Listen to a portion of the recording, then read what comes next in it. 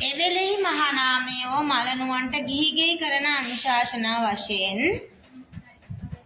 අර ඒ වෙලාවේ මහානාම මවුද මේ මහානාම?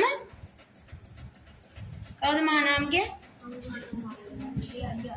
අනුරුද්ධ කුමාරයාගේ අයියා. දැන් එයා මොකද කරන්නේ? මේ ගිහිගෙයි කරන දේවල් දැන් මෙන්න මෙයාට එකින් එක කියලා දෙනවා. හරි? ආදීනව දක්වන්නාහු. ආදීනම කියලා කියන්නේ විපාක.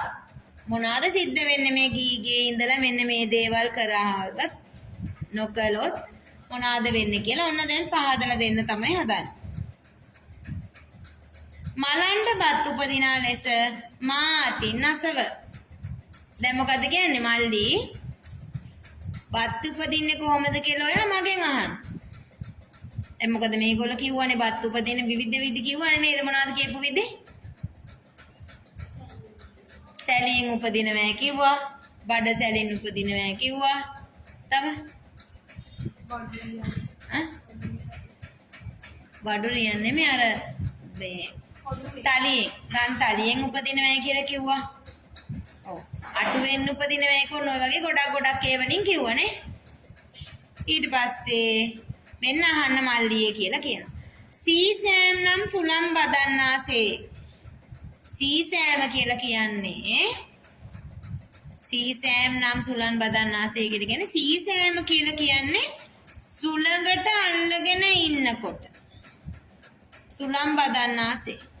සුලඟට අල්ලගෙන ඉන්නකොට හුලඟ බදනකොට මොනවද වෙන්නේ? බොල්ලේ එක පැත්තට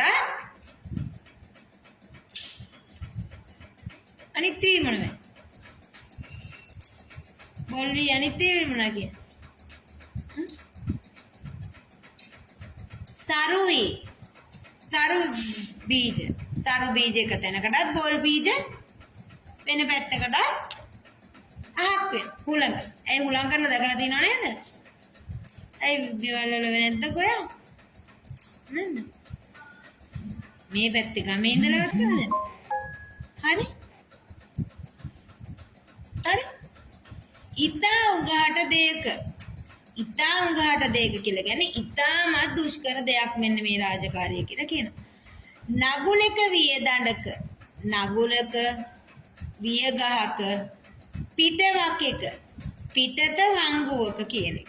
බඩවකක බඩවකක කියලා කියන්නේ ඇතුළත වංගුවක.